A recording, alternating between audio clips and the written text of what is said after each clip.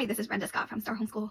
So several years ago, when our boys were still in high school and middle school, we wanted to join a local homeschool community. We were in Oregon then, and we signed up for a CC program, which is classical conversations. They're across the country. They might be worldwide, actually. And we signed up, so kind of rare, I think, to start in high school or middle school, but that's what we did. We also had two girls in foundations and then one in essentials, which are the younger programs. But the high school and middle school programs were called challenge programs, and our boys joined those. And as we were in that program, we met a lot of great friends there. We loved it. The boys read really good books in high school. But I was grieving some of the things that we missed in our homeschool at that time. And that was mainly family time together to study particular subjects all together. And so we had always studied history together as a family. But when our boys were in the challenge program, so we had two in challenge 1, I believe, at that time, and one in challenge A at that time. And they were in different periods of history, what they were learning, and completely different science subjects. And then our girls were doing memory work. So it was our boys in the high school, middle school program, and our girls were in the younger program. They were doing memory work that was on a different time period altogether. So we had really 3 different history time periods and 3 different science subjects going on in a family with 5 kids at that time. And that felt a little intense to me. So I sat there dreaming of, like, what if this was all changed up, and what if all the kids could study the same subjects at the same time?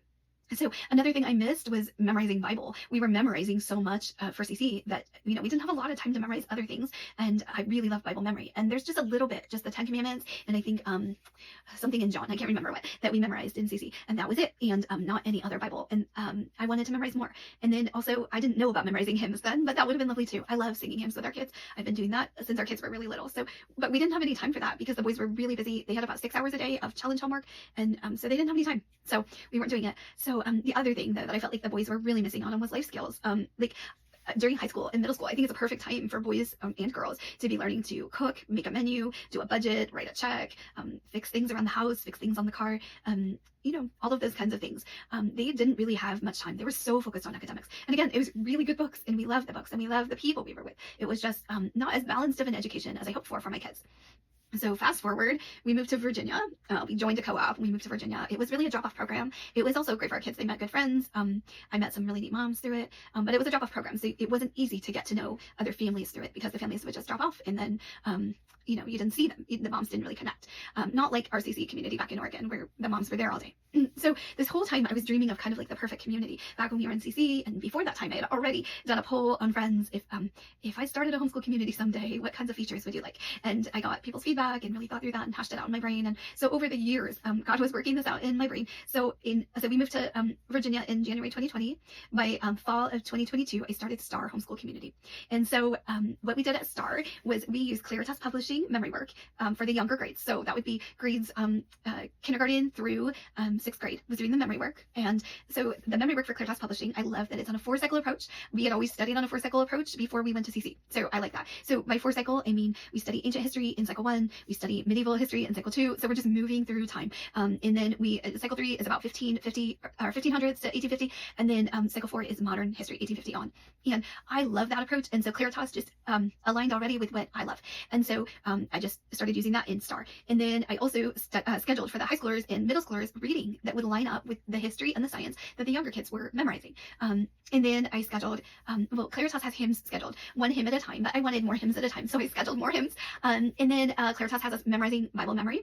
I added 2 more verses because I figured if a family is going through this over and over and over, they might have already memorized that verse and they might need another optional verse. So I have, in the STAR reading plans, I have 3 optional verses. One is what you would memorize along with Claritas, and then 2 extras. And then I have extra hymns as well to sing. And then I started scheduling reading for every subject for every grade of kids. So I call them forms, just like Charlotte Mason did. So that's what I did in my co-op. And so the reading plans are set up exactly the way Charlotte Mason's forms were set up. When I first did my co-op, the forms were a little different, but just for ease of language, for everybody really understanding what the forms mean, I changed it later to be exactly how Charlotte Mason set up the forms. So form 1 is grades 1 through 3. So Charlotte Mason did not start educating kids until the age of 6. And I think that's wise. I think it's really wise. I did start homeschooling our son Isaac at the age of 2, and I don't recommend that. Just wait. I do find the most eager homeschool moms I have met and interviewed for STAR are the moms of 4-year-olds. And they're just great. I love them so much. So we did have 4-year-olds at STAR. But as far as like really formal education, like sitting them down with, handwriting and all of that, wait until the age of 6. So form 1 is 6-year-olds basically, up to, let's see here. Form 1 is 1st through 3rd grade. Form 2 is 4th through 6th grade. Form 3 is middle school, 7th and 8th grade. Form 4 is 9th and 10th grade.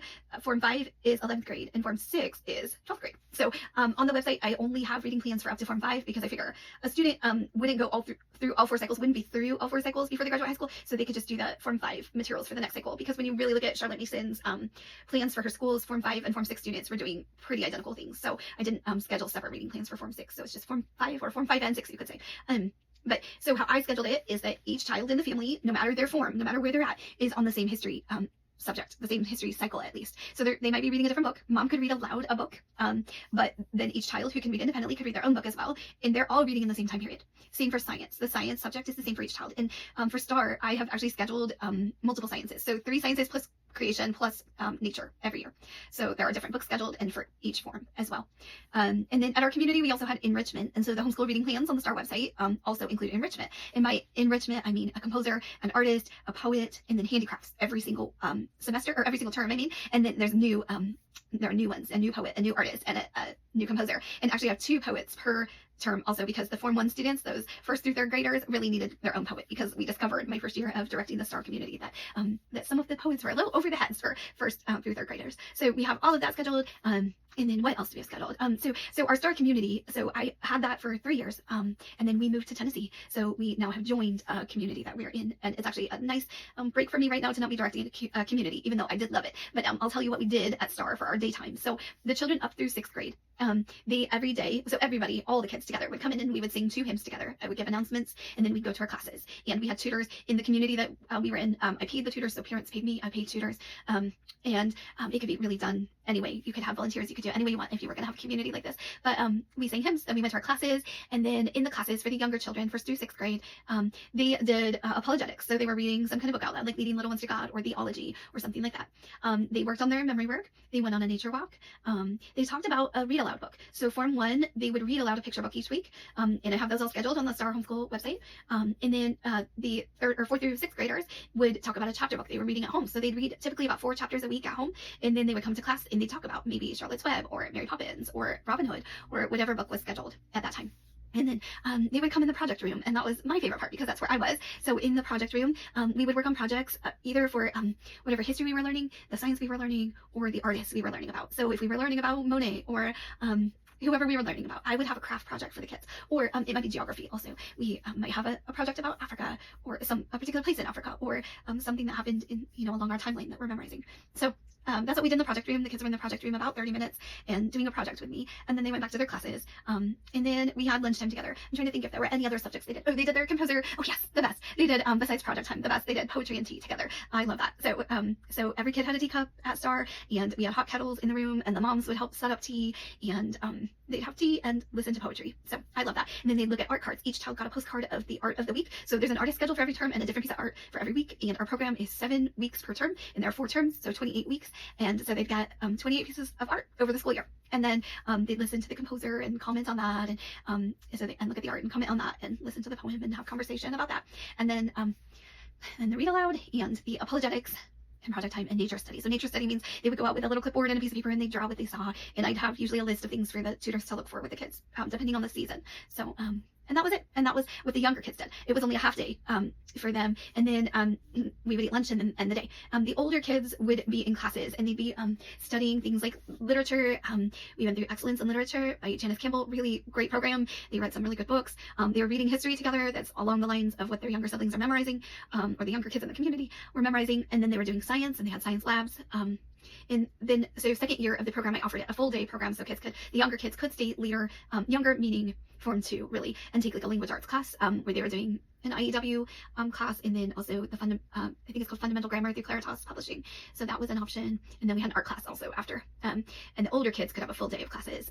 So anyways, that's what we did at STAR, and that's kind of how the reading plans got started. So I started making reading plans for families with optional books they could read to their kids, and I ended up scheduling so many books, and I decided to start sharing them online. And so that's where the STAR reading plans came from, and yeah, that's how I got started. And so go ahead and feel free to comment, ask any questions you've got. I can make videos and answer your questions. And go ahead and go check out the website, starhomeschool.org. Check out the reading plans. Bye.